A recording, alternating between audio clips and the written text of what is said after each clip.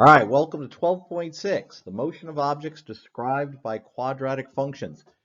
So it turns out that if you shoot, kick, throw any object into the air and then plot its path on a graph, it's going to be a quadratic function. It's going to be a parabola.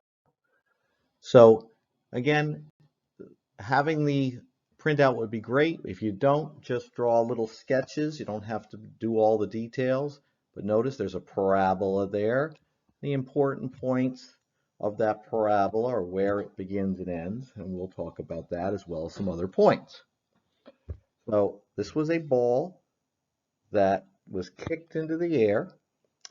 And how high was the ball at t equals 0 seconds? Well, at t equals 0 seconds, it was 0 feet off the ground. It was kicked from the ground. 0 feet will be the ground in these problems. What was the highest the ball reached? Well, right there at the vertex. Notice at 3 seconds, it was 80 feet.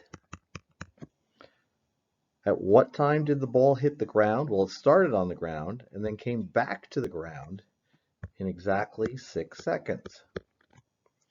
At what time was the ball at 48 feet? This is very important because it's there twice. It's there at 48 feet on the way up at 1 second and on the way down at 5 seconds. So there are two answers to that problem.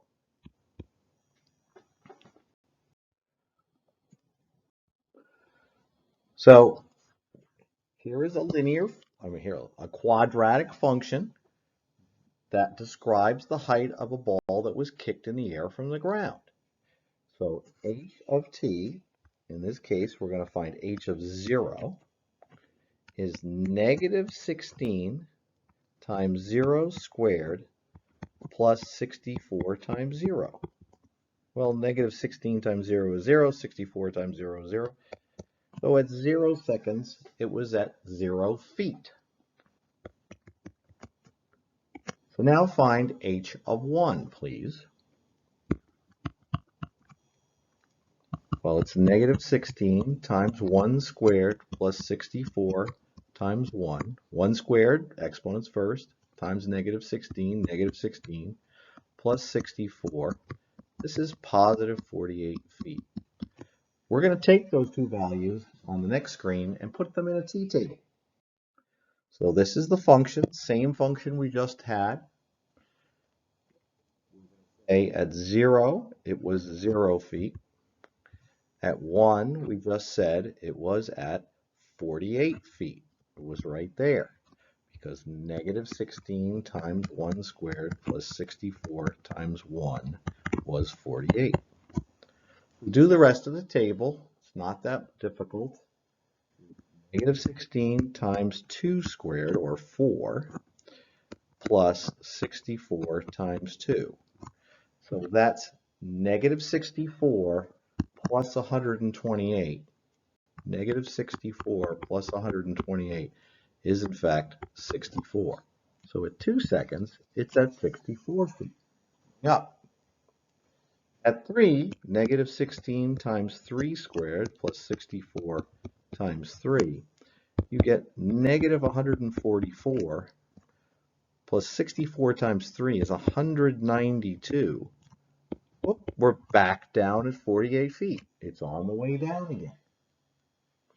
At 4, it's negative 16 times 4 squared plus 64 times 4. Well, negative 16 times positive 16 is negative 256. I did these ahead of time, so I wouldn't have to waste a lot of time. And 64 times 4 is also 256.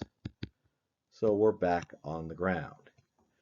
And so at 4 seconds, we're back on the ground. Now, I put 5 there intentionally. If you put 5 in there, it will assume that the ball continues down through the ground. All right.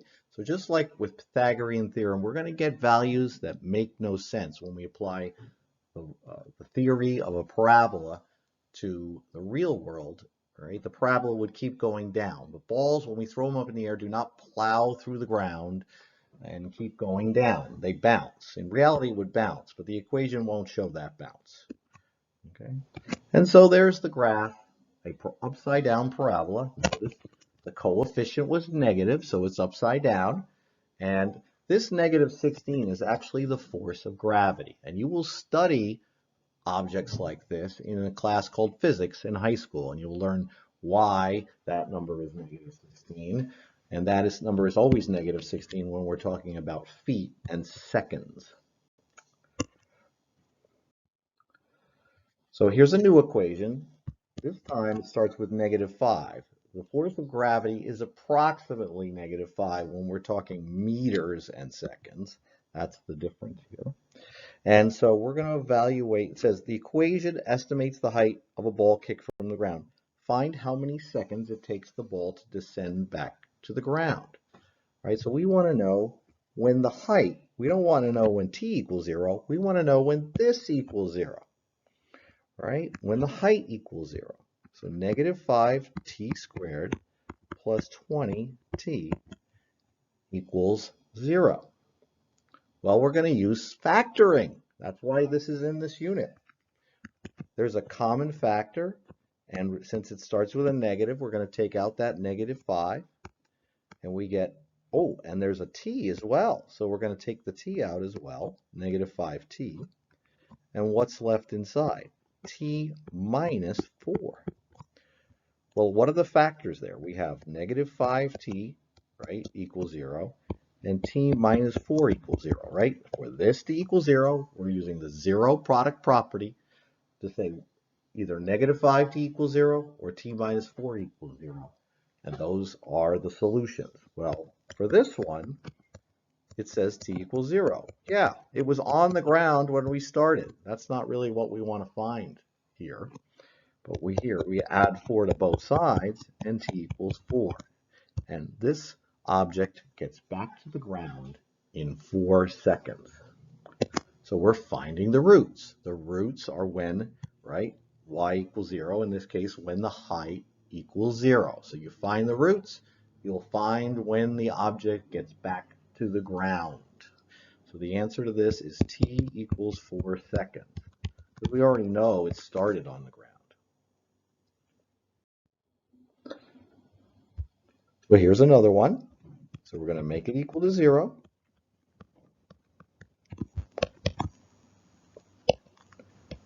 Again, you don't have to do the graphs. The graphs are there to review how this is working, that the ball is actually going up and down and hitting the ground. Now, this is a little tricky, but 16 is a factor of 96. So we're going to take out a negative 16 here. Whoops. And we're going to take out a t. And so negative 16, this is t, and minus. And 16 goes into 96, it turns out, I believe, 6 times. Yep, 6 times. So we have 2 factors here. We have negative 16, t equals 0. Yeah, it started on the ground, but the one we care about, the other one,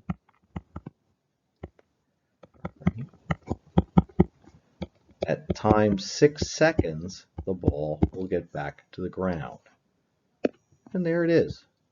It started on the ground, went back to the ground.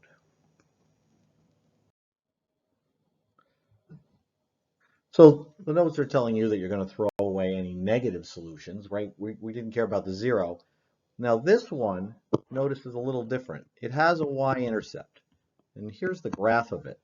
It starts at 40, right? That's going up by 8. So it starts there, right? But there's this part of the parabola that thinks we started at 0. And notice it's in the negative area of time. It's going to make no sense. You're going to get a t equals negative number. Well, we don't care about that. We only care about when it hits the ground. So the answer here is going to be 5. So let's see how we got that. So we want to know when the height, h of t is the height, is 0, equals negative 16t squared plus 72t plus 40. Now, Now this one does not have a t to take out, right? Because the ground at t equals 0, it was up at 40 feet in the air. That's the y-intercept. This was thrown from the roof of a building. So it was at 40 feet when we started. Now there is a common factor here, which I believe is -4. So we get 4t squared. 4 goes into 72 once, 32, 18 times. So we have 4. Oh, I've messed up. It's 8. The common factor is 8. I should do these ahead of time. And so -8, so it's 2t squared.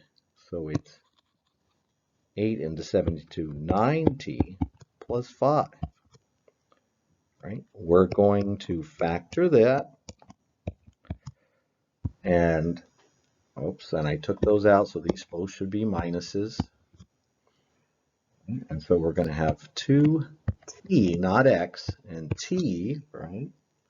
And we're going to do -5 and +1. All right, so this is the one that gives us the 5 seconds.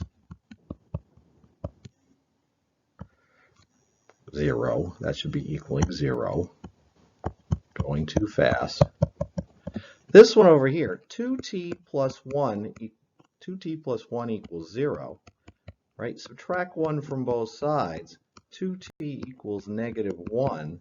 Divide by 2. You get -1/2, right? It's saying a time back 1/2 second ago was on the ground, but it never was there. It was on this roof that was 40 feet tall. So we're going to exclude the answer that makes no sense, and we're only going to include the answer that makes sense. It takes how many seconds before the ball hits the ground? 5 seconds. So once again, this one was shot from the top of a building that was 35 feet tall. That's why the y-intercept is there. So pause the video, find the roots.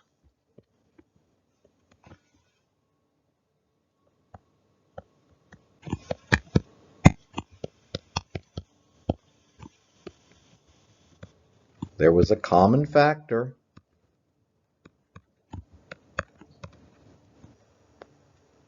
I have to be careful about the signs changing.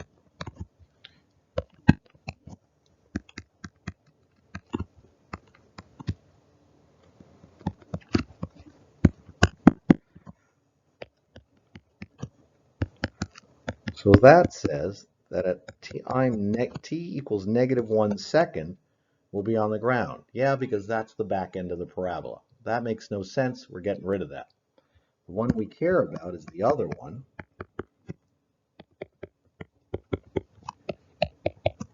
And so the time for it to get back to the ground is 7 seconds. And there it is. It started at 35 feet, went up in the air, and came back to the ground in 7 seconds. It's the root, right? When the height equals 0.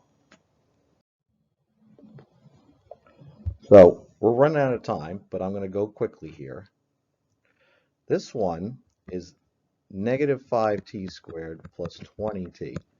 But we're not trying to find out when the height is 0. We're finding when the height is 15. All right, we need this equation to equal 0 to use our zero product property. So we're subtracting 15 from both sides. -5t squared plus 20t minus 15. Now we can figure out, we're not finding the roots, we're finding when it's at 15. So we're going to take a -5 out. We're going to get t squared minus 4t plus 3 equals 0. And we're going to get t minus 1, t minus 3. So it reaches 15 feet twice at 1 second and 3 seconds. So it was at 15 feet right there and right there. That's 15 feet. Right? So you can do this for the ground, but you can also do it for any other point on the graph. Oh, there's my closet if you were wondering, and the truth is we're out of time. So you're going to have to do the practice on your own, and I will Talk to you again tomorrow.